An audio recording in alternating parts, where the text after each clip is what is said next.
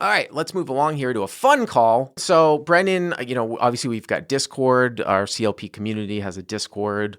And I saw that somebody hit the bad beat jackpot at the Encore this past weekend. We're doing the live stream on July 28th. Of course, Encore Boston Harbor is the main room that I go in to play. And the bad beat jackpot was quite large. It was over $200,000. And I remember because I looked at it last week, it hadn't been hit in, what was it, at least 6 months, right? Yeah, about 180 days. It's about $1,000 a day. It was $201,000. And what's the split that Encore does? Yeah, so it's 40% for the big end. So for the loser, so me, I got 40%, so right around $80,000. Okay. And then the winner of the hand gets 20%, which would be $40,000.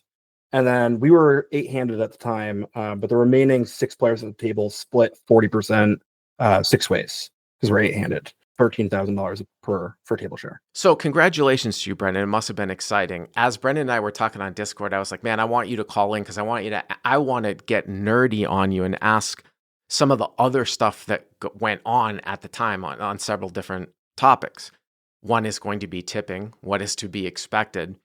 Then we're going to talk about what the casino did, which I think was incorrect, but it is now too late. How long did it take you to collect the money, number one? How long did the game stop, and what exactly happened when it hit? The whole room came over to look. The game immediately just like pretty much stopped, right? The floor, I think it took about 10 minutes for the floor to calm everyone down and get everyone kind of reseated and back to their tables. I remember I went to take a picture of my hand, actually, and the floor man almost leveled me. He almost tackled me. He's like, if you take a picture of that board, you don't get paid. Right? No photos. Oh, because it's Encore and they don't. Oh, because they don't allow. Wow, that's great. You would think that they would want the promotion.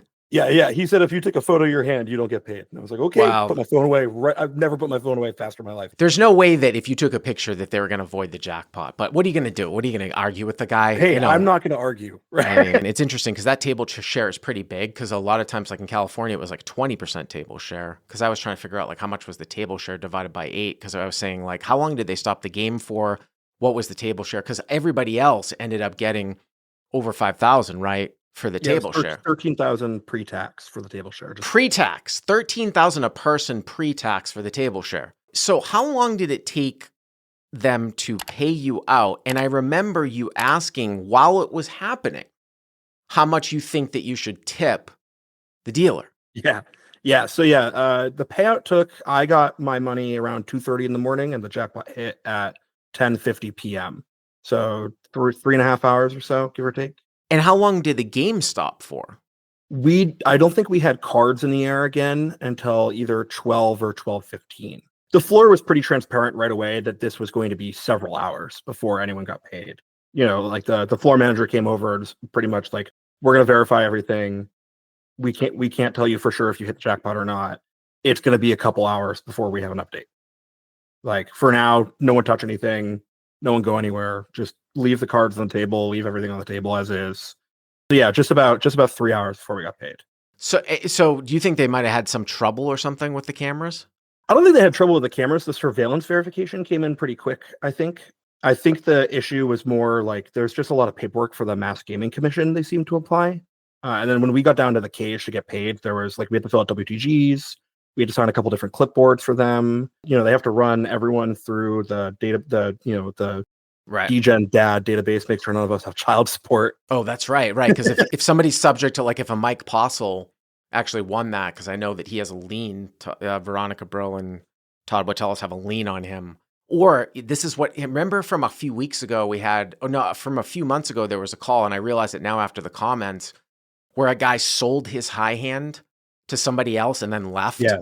And then people in the comments were like, this guy probably had like child support or something, and that's why he left. And that's what ends up happening. They seize it. But okay, so again, we'll get to the tax thing here in a second, but you get $80,000. And then the question becomes, obviously the dealer is waiting around for the tip from everybody. Yeah, the dealer's shift ended at 1 a.m. and he stayed until we got paid. Right. Now, this is obviously a personal decision that everyone has in terms of how much you're going to tip someone. Now, me, like I'm in a different type of situation where I think I'm a known person and I might tip way more than the average person. And I do tip a lot and stuff at restaurants. I will say that I do not tip. I tip 0 at the WSOP. And that's not because I don't think that the dealers or the staff deserve tips, but it's already taken out. I don't understand how you can possibly tip on a tournament win in the WSOP when they already take it out when you lose. I mean, I did not tip. I'm not being an asshole. I did not leave extra money when I won $330,000 at the Monster Stack. It makes no sense to me. I think the only time that maybe you might break that rule is if like you won the main, like literally if you won the main or something like that. But in your situation, you look at it and you're like, well, what exactly did the dealer do? I might leave a couple, maybe 2,000 or something like that if I got the big end, which is what, maybe 3%. I guess 3% would be like 2,400. Now, the thing about this though is, of course, you didn't get the full 80,000 though, because the Win did something the Win Encore did something that was very, very strange. And I remember right when I was talking to you, you told me that they forced you they withheld IRS, federal, and state taxes. And I was like, that doesn't sound right. Because I remember I remember, I've gotten one big end, not a big end, but I got over 5,000 in California. They never withheld. Obviously, you get a W-2G. There are certain states that will withhold because their rules are different. Like in California now, if you don't have a California ID, they'll actually withhold from poker tournaments, even though that's a clear exemption in the IRS.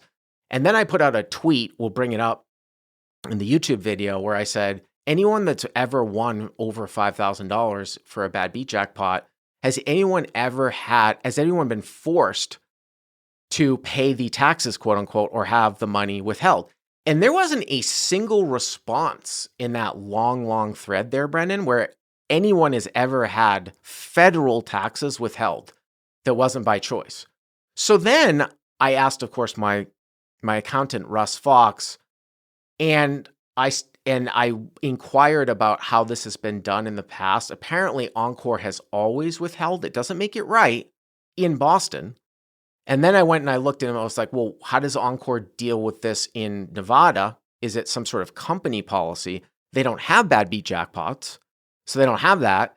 And then the only bit of information I don't have is how MGM Springfield handles bad beat jackpots, if they have them. Because apparently this could be some sort of contrived state law. So the way that the IRS has laws, they talk about reporting requirements for W-2Gs, right? And there are different thresholds, like in a poker tournament, if it's more than $5,000 in profit. In a slot machine, if it's more than $1,200, although that's going to change at the end of the year. Those two things specifically have a specific exemption, though, for no withholding. But the language specifically, they don't address bad beat jackpots per se.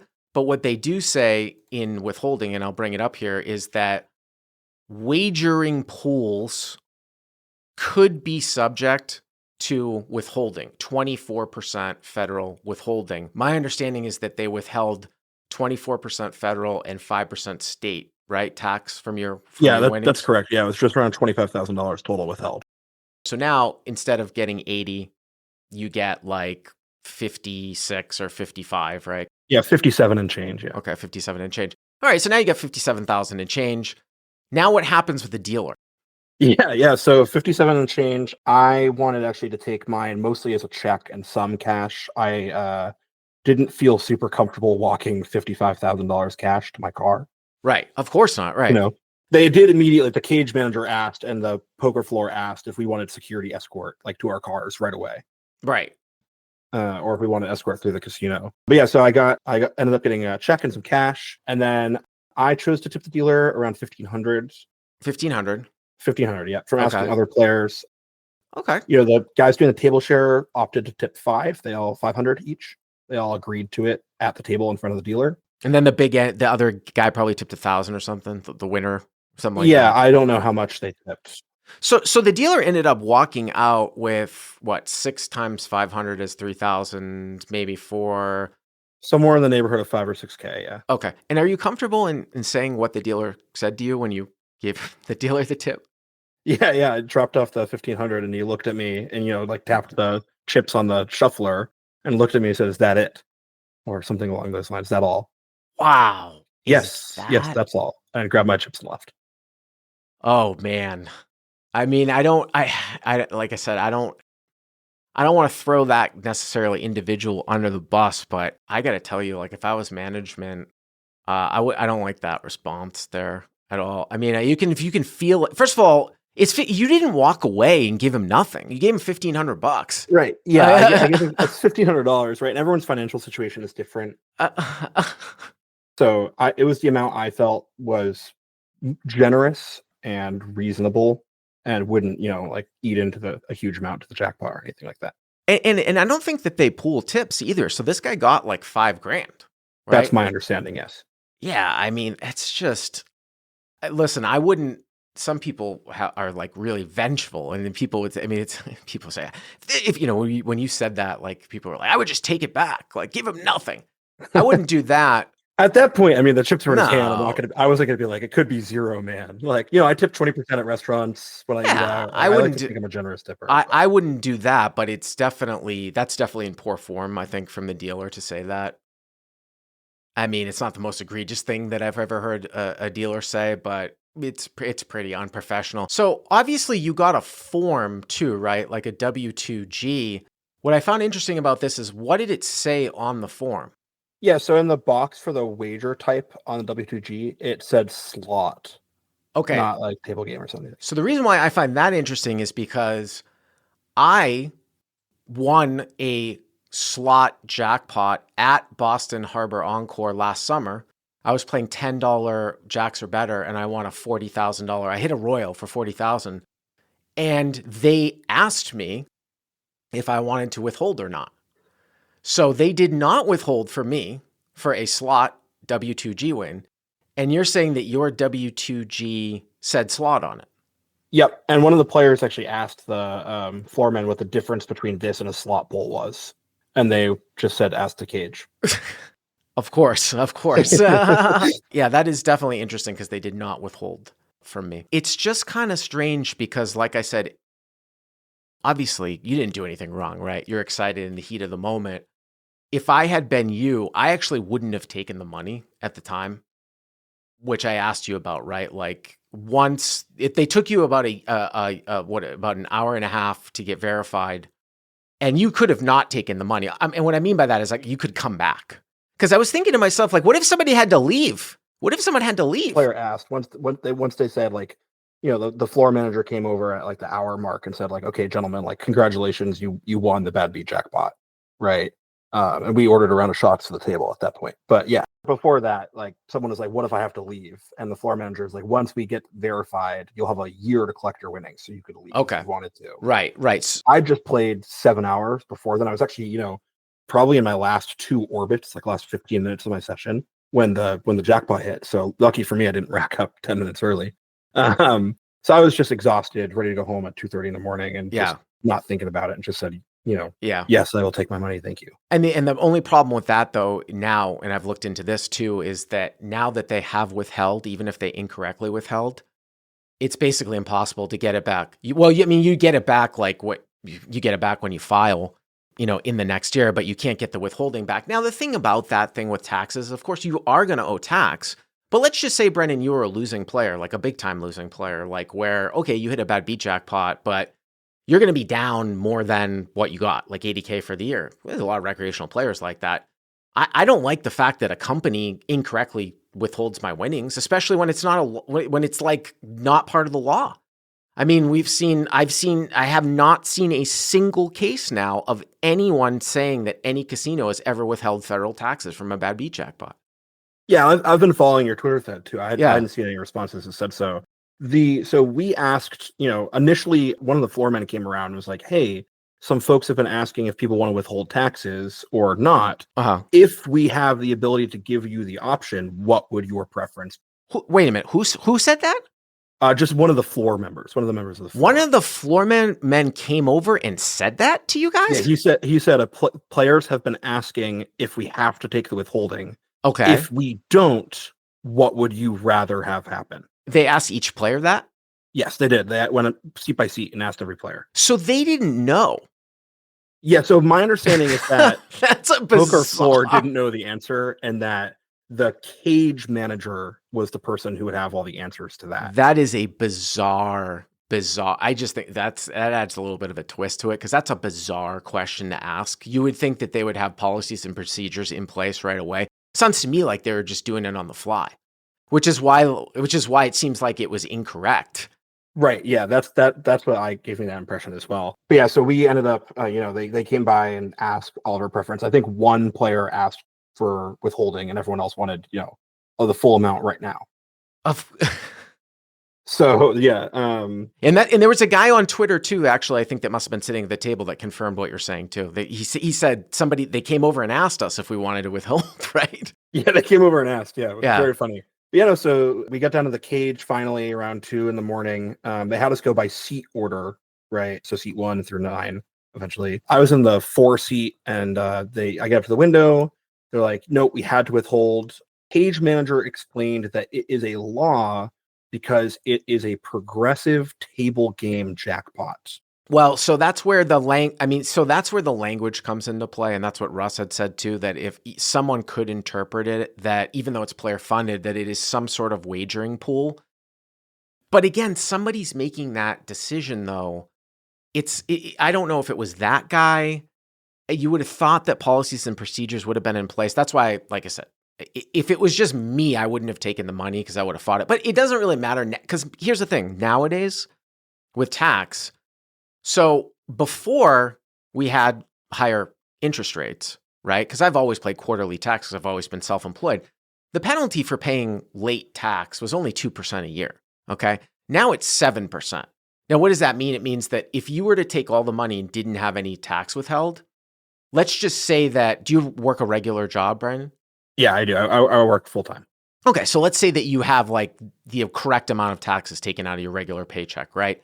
And then you get into a situation now where you're going to have an extra $80,000 in income.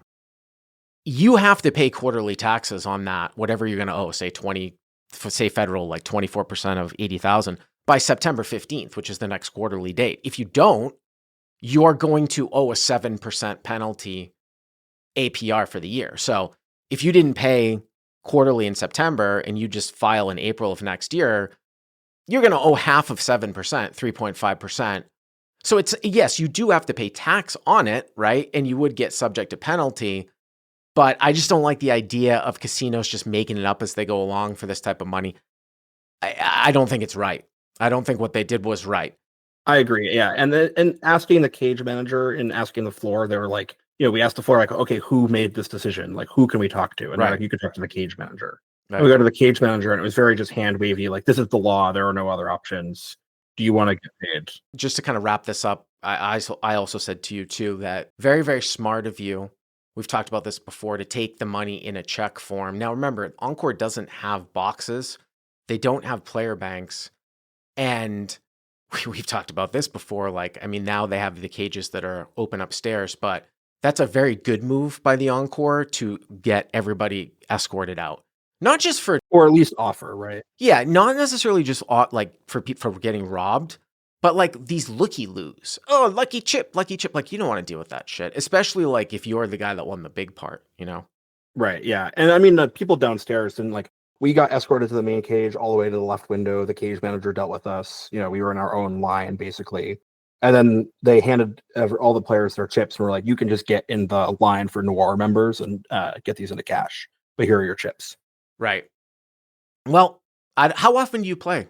I play on weekends semi-regularly, so not super often. This is definitely the most money I've ever won in my life, that's for sure. That's awesome. Congratulations. I played so many. I'm down so much money in bad beat jackpots. I've talked about this at Commerce because they pooled the bad beat jackpots, the 5-10 game, with like the smaller games. So the smaller games would always hit it, right? Because they would get into a situation kind of like you, where it would be all in pre-flop a lot. And we never did. And then our bad beat jackpot, because it was only aces full of tens, like it would get seated at like 20 grand. And it was split, I think, like 60, 20, 20. We were playing 5-10. The table share was 4,000 divided by like 7. Like it wasn't even like, it was like the size of like a medium-sized pot. You know what I'm saying? Like we stopped the game for like an hour to hit the small jackpot. That's why I asked you about like table share and stuff like that. But Anyways, no, that's a really good story, and congratulations to you. I would recommend investing in low cost index funds, but Yeah, thanks, that's Bart. either nor here nor there. But the 510 the game doesn't really even go that much. That it's not like you can just suddenly move up right now at Yeah, no, Encore. can't suddenly move up. Yeah. There's a lot of jokes at the table, maybe some high stakes baccarat was in our near future, but Oh we all yeah. decided against it. All right, Brendan. Congratulations. Thank you very much for the call. I appreciate it.